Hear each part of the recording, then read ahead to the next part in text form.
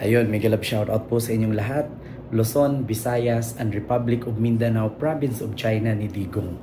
Ngayon po mga kababayan, meron lang po akong i-share sa inyo na dito nyo po makikita ang administrasyong Marcos ay against po talaga sa korupsyon. No?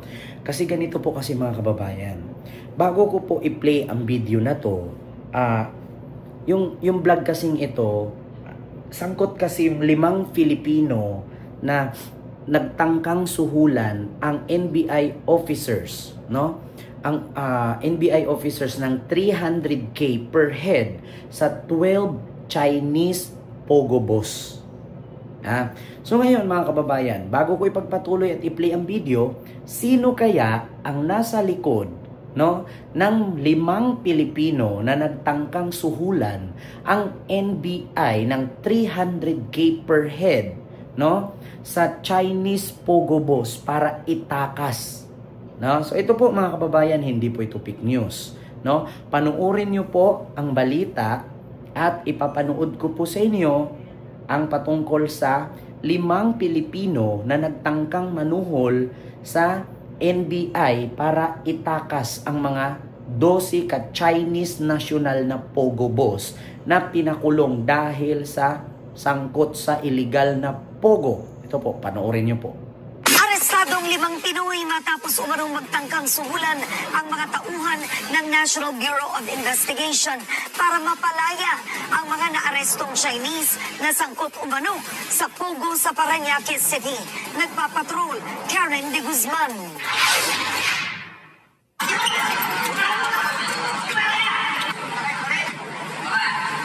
Pinadapa ng mga operatiba ng NBI Cybercrime Division ang 5 lalaking ito sa mismong paradahan ng kanilang opisina sa Pasay City, Biyernes ng hapon. Bit-bit ng mga sospek ang isang itig na ecopan na naglalaman ng 700,000 piso. Ayon sa NBI, suhol ito kapalit ng paglaya ng 12 Chinese na unang naaresto ng NBI sa hindi hinala scam hub sa Parañaque City noong January 8. About 400 na Chinese working doon sa pogo na yun. 12 of them ay actually nanahuli namin. Nandun sa harap ng computer nila and doing their things. We found out in flagrante that they were engaged in love scam, crypto scam, investment scam. Habang pinoproseso ang mga nasakoting Chinese, inalok umano nila ang mga operatiba ng NBI ng 300,000 piso sa bawat Chinese na kanilang palalayain. Ang ginawa nila, nag-batch by batch sila. Nagpadala ng 900,000, ito po, for the first 3 batch na papakawalan. First batch pa lang, in-entrap na. Hinuli na agad sila. Kwento ng isang Chinese, inakala nilang ganoon ang kalakaran sa NBI. 公司的艺人，所以他们 Meron daw kasi dito marunong mag-Tagalog, sabi, pwede daw ganun. Kaya napag-isipan nila. Arestado 5 Pinoy na nagpakilala mga driver at tauhan ng isang pogo boss na Chinese. actually, alam nung Diyos, hindi po namin alam na NBA po pala yung pupuntahan namin. Lumalaban lang po kami ng patas namin. Mga Pilipino po kami. Wala na kaming magawa.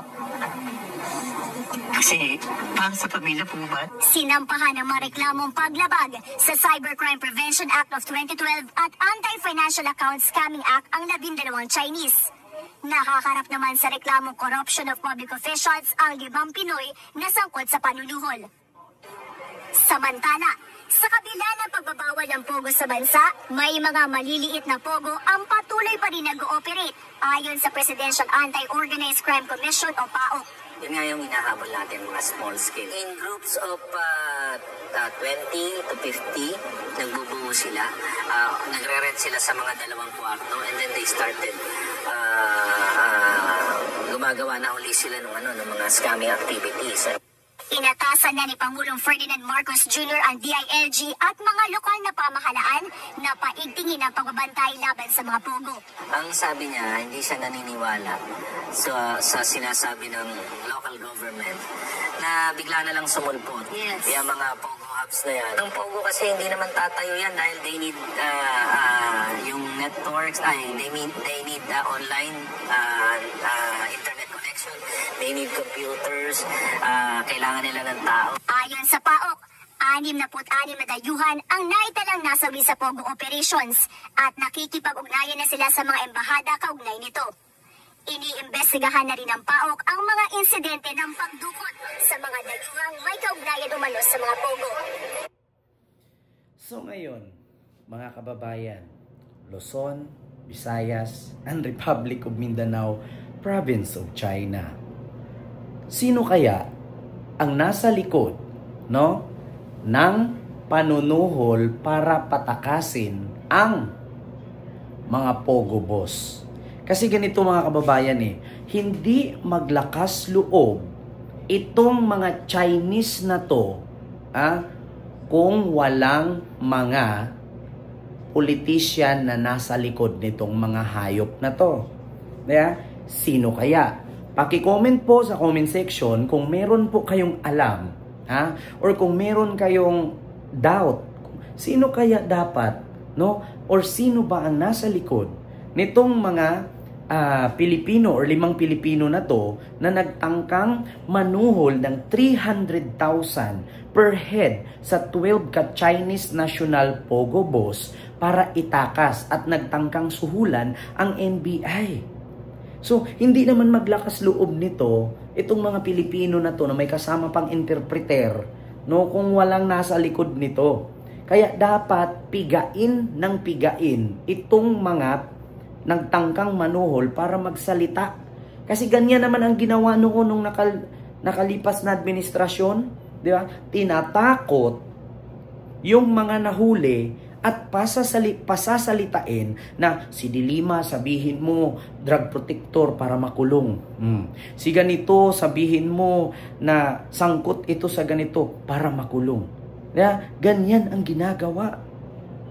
Dapat pigain talaga itong 5 Pilipino para magsalita. Sino ba ang nasa likod na nag-utos or nagpondo para bigyan ng 300,000 per head, no, ang Chinese national na Pogo boss at suhulan ang NBI? Hindi maglakas loob itong mga Pinoy na ito.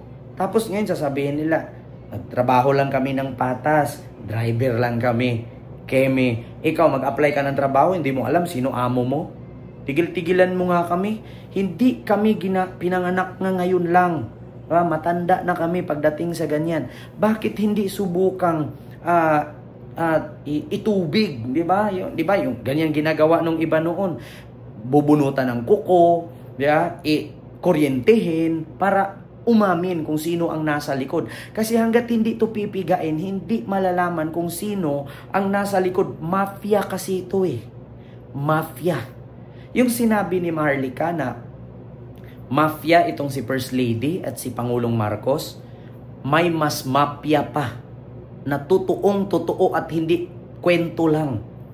Imposible maglakas loob, no, na manuhol itong 5 Pilipino kasabay nitong mga Chinese national para itakas itong 12 ka Chinese Pogo boss. Di ba? Oo. Merong politician or merong tao na malaking tao sa likod nito. Na dapat nga pigain ito, paaminin ito Ayun, bakit? Para malaman.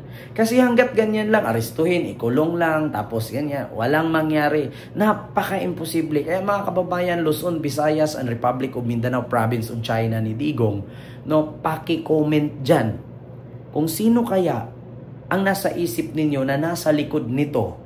No? At akakala siguro nila masusuhulan nila ang NBI.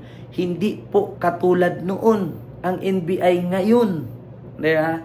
So yun lang mga kababayan, Luzon, Visayas, and Republic of Mindanao, Province of China, yung ating reaction video and ating vlog ngayon. So, good job NBI and kudos sa mga empleyado ng NBI, pati na rin sa NBI Chief. Maraming salamat sa inyo at hindi kayo nagpapasuhol at nagpapadala sa maliit na halaga, ipagpapalit lang ang serbisyo ninyo at pinaghirapan ninyong posisyon. So maraming salamat, and especially sa Administrasyong Marcos na hindi nagpatintal sa anumang halaga. Maraming salamat and see you next vlog. God first. Thank you.